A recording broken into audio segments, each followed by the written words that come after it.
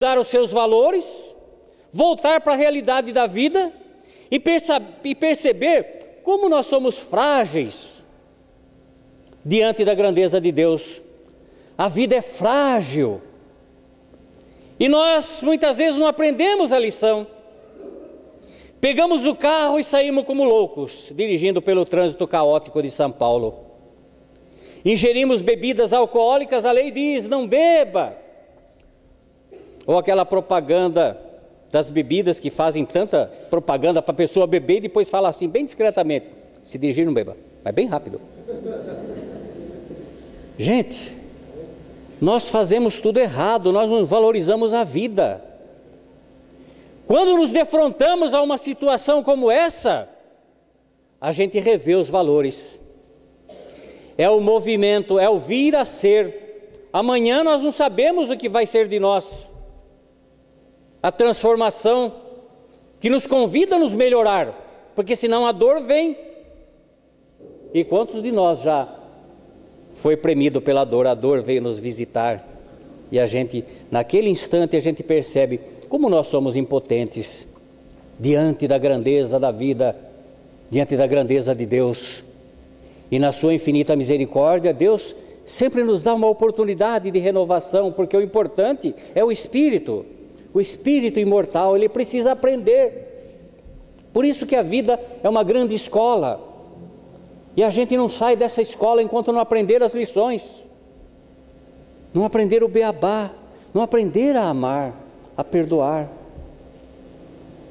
Tem um amigo meu, nós trabalhamos juntos na DHL. Ele era diretor de operações. Sabe, um executivo de uma multinacional. É metas em cima de metas, responsabilidade em cima de responsabilidades, são os deadlines a cumprir. E a gente esquece da família e esquecemos de nós mesmos, porque temos que cumprir metas, atender aos requisitos da matriz, dos reportes que tem que ser mandados todo mês, naquela data. Ele saiu da DHL e foi para a Federal Express. Saiu da Federal Express, foi para a TAM, diretor de operações e logística da TAM. Um homem investido do mais alto grau na hierarquia dos executivos, terno, gravata, viagens constantes para o mundo inteiro. A família em segundo plano e ele em terceiro. A gente esquece de tudo. É o grande equívoco. Fazia mais de 10 anos que a gente não se falava. Um dia recebi uma ligação desse amigo. E ele me dizia, Demarque, eu quero encontrar contigo, cara. Vamos marcar um jantar, eu quero conversar contigo. Eu disse, mas o que aconteceu, cara? Mas faz tanto tempo que a gente não se vê. Ele falou, pois é. Eu quero conversar contigo porque estou com saudade. Marcamos um jantar. No jantar, esse meu amigo, não vou dizer o nome dele, mas ele me contou. Ele falou, olha, você não faz ideia. Revi todos os meus valores. Os meus filhos cresceram e eu não vi. A minha esposa, eu não a conheço mais.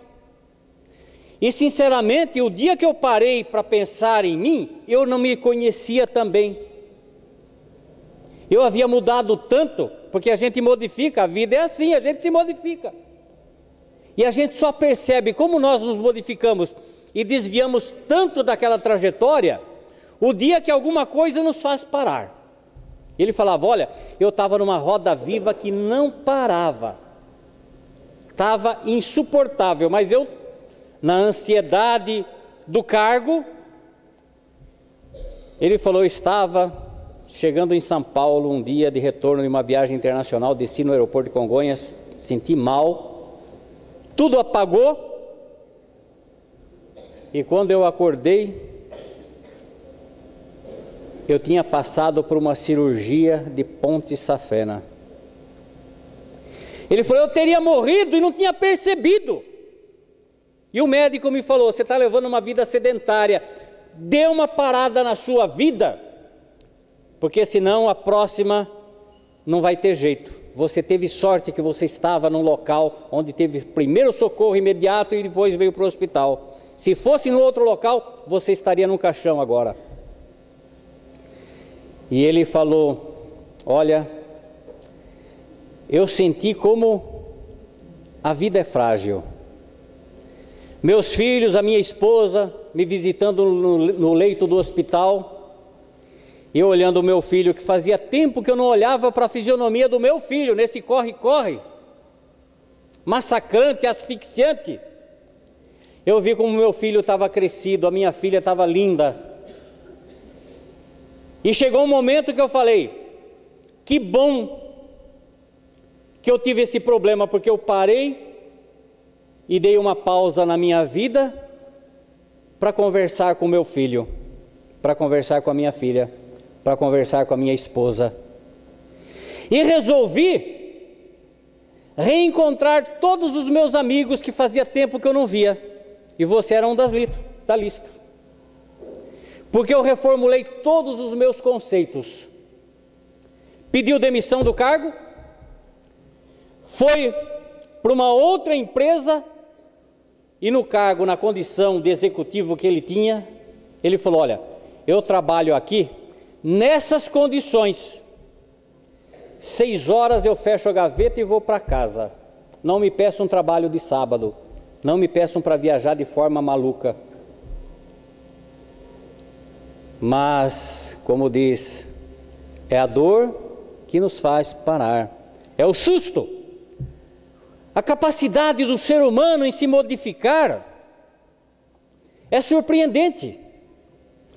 E de vez em quando a gente precisa da dor ou de um grande susto. O susto faz também a gente rever valores. E o ser humano, ele tem uma capacidade extraordinária para assimilar, no momento assim de perigo, a necessidade da sua modificação. Mas é sempre um alerta, nós temos que estar atentos a isso daí.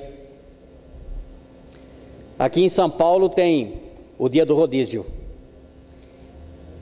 E muitas pessoas compram um segundo carro para, no dia do rodízio, sair com outro carro.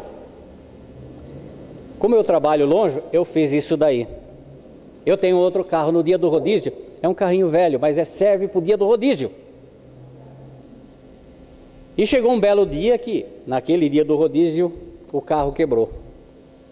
E eu tive que experimentar, tomar ônibus aqui em São Paulo, experimentar as lotações.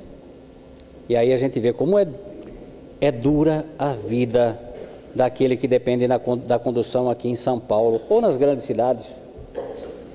Eu estava num ônibus, aí entra uma criança com aquele pacotinho de balas, e elas fazem um discurso interessante, mas era uma criança assim tão engraçadinha.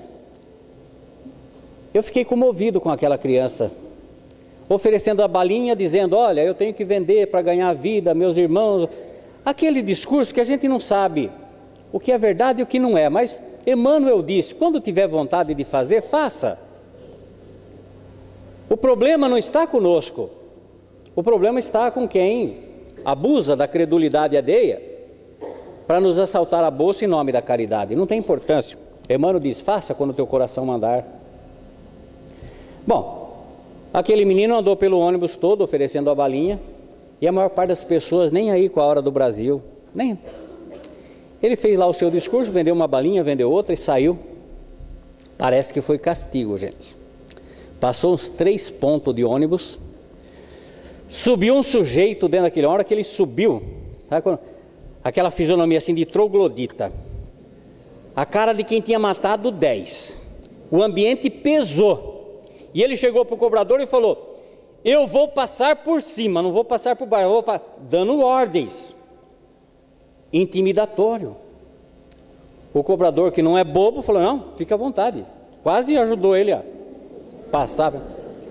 E aí ele se postou lá na frente e fez o discurso